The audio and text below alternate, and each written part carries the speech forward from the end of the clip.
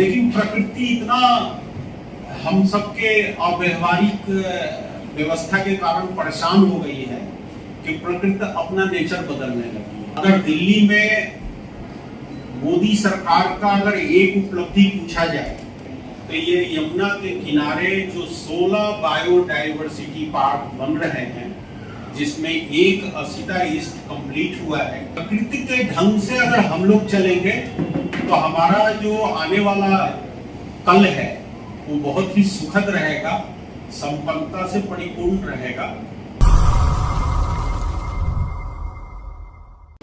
Asitha east नाम का एक बोर्ड दिखेगा आपको और उसके अंदर जाए और जिस प्रकार से पिछले 3 सालों में वहां काम हुआ है, हालांकि झुग्गी झोपड़ी क्लस्टर ये सब हटाना पड़ा, लेकिन एक सुंदर पर्यावरण से संबंधित जगह बन के तैयार हुआ है। और आप उस जगह पे जाएंगे तो मैं दावे के साथ कह सकता हूं कि आप यही कहेंगे बाद में कि मुझे नहीं पता था कि दिल्ली में ऐसा भी जगह है। जिस प्रकार से पेड़ पौधे या जिस प्रकार से लैंडस्केपिंग किया गया है, बीच बीच में झील बनाए गए हैं, बहुत ही अद्भुत जगह बना है। और चूंकि पर्यावरण दिवस पे मैं बोल रहा हूँ, इसलिए मैं आप सबको आमंत्रित भी करता हूँ कि आप एक बार वहां जाइए। अच्छा, मेरे इस प्रयास से कितना बड़ा फायदा हुआ है पूरे दिल्ली में कि जब असीता ईस्ट को उपराज्यपाल महोदय आए उद्घाटन करने तो वो काफी प्रसन्न हुए। और जब G20 के डेलीगेट्स आए तो G20 के डेलीगेट्स को सैर सपाटे के लिए दिल्ली में कहीं लेके जाना था, तो उन्होंने तय किया कि असीता ईस्ट ही लेके चले और वो डेलीगेट्स असीता ईस्ट पे ही आए। और एलजी साहब इतने प्रभावित हुए कि फिर उन्होंने तय किया कि यमुना के किनारे दिल्ली के दोनों हिस्से, जमुना के पार और जमुना के इस पार, दोनों हिस्से को बायोडाइवर्सिटी पार्क बनाया जाएगा। और लगभग 22 किलोमीटर के रेंज में, यानी कि वजीरापुर बराज से लेकर कालिंदी कुंज तक डेवलप किया जाएगा। यहाँ जितने भी लोग बैठे हैं सब कहीं ना कहीं यमुना के आसपास ही रहते होंगे। कोई गांधीनगर में रहता होगा, कोई चांदनी चौक में, कहीं भी होगा तो उसका यमुना का जो किनारा है, उस किनारे पे जो पर्यावरण को लेके जो एक विकास कार्य चल रहे हैं, वहां आप सबको जरूर जाना चाहिए। क्योंकि अगर दिल्ली में मोदी सरकार का अगर एक उपलब्धि पूछा जाए, उपलब्धियां अनेक है और ये मंच भी नहीं है उपलब्धि के बारे में चर्चा करने का, लेकिन एक बड़ी उपलब्धि पूछी जाए तो ये यमुना के किनारे जो 16 बायोडाइवर्सिटी पार्क बन रहे हैं, जिसमें एक असीता ईस्ट कंप्लीट हुआ है, बाकी पे काम चल रहा है, वहां आप सबको जरूर जाना चाहिए। अगर हम पर्यावरण प्रेमी हैं तो हमें जाके वहां वृक्षारोपण करना चाहिए और उस वृक्ष का देखभाल भी करना चाहिए। मैं हाइपोथेटिकल बात नहीं करूंगा कि आप अपने गली में पेड़ लगाइए और उसका देखभाल कीजिए, क्योंकि गली में अब जगह बचा नहीं। घर के सामने पेड़ पौधा लगाने के लिए जगह है नहीं, गाड़ियां तो लग नहीं सकती, पेड़ पौधा कहां से लगेगा।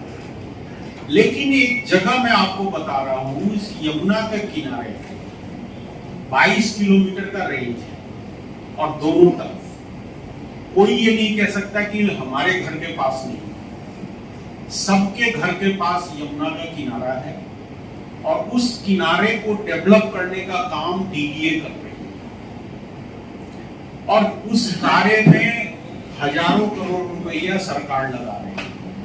आज भी एक उद्घाटन हुआ है, यमुना के इस पार हुआ है, राजघाट के पास। और उसमें एलजी साहब ने कहा है कि किसी को कितने भी पौधे चाहिए और किसी भी किस्म का पौधा चाहिए वो मुझसे ले सकते हैं। हमारे नर्सरी में अनेकों प्रकार के पौधे हैं, लेकिन शर्त उन्होंने दो ही लगाया। एक कि पौधे आप लेंगे और पौधे को बड़ा करने और उसको व्यवस्थित करने की जिम्मेदारी आपकी होगी। और जगह का जो शिकायत था कि लगाएं कहां, तो वो यमुना के किनारे बहुत बड़ा रेडियस है। आज जो जिस पार्क में हम गए थे राजघाट में, वो 97 एकड़ का, 97 हेक्टेयर। और वजीराबाद बराज से लेकर निजामुद्दीन पुल तक 11 किलोमीटर का एक ट्रैक बन रहा है। मतलब आप पैदल निजामुद्दीन पुल से वजीराबाद बराज जा सकते हैं और उसके हर तरफ हरियाली डेवलप करना है। सरकार कर रही है, लेकिन अगर हम और आप लग जाएंगे तो जो काम 2 साल 3 साल में होना है वो काम साल में हो जाएगा। तो पर्यावरण दिवस के अवसर पे अगर हम ये संकल्प करते हैं कि हम 5 पौधे लगाएंगे, हम 4 पौधे, जो आपके पसंद का पौधा हो, कोई जरूरी नहीं कि जो सरकार देगी वही, आप जो पौधा मांगेंगे वही सरकार देगी। और उसको जाके लगाना और उसको रोज देखभाल करना, उसको पानी देना और उसको व्यवस्थित करना ही अगर हम ये मकसद तय करते हैं तो निश्चित रूप से इस सेमिनार का भी आयोजन सफल होगा। और पर्यावरण दिवस के नाम पे पर्यावरण पे चर्चा करके बातें समाप्त नहीं होगी, उससे हम जुड़ भी जाएंगे सीधे।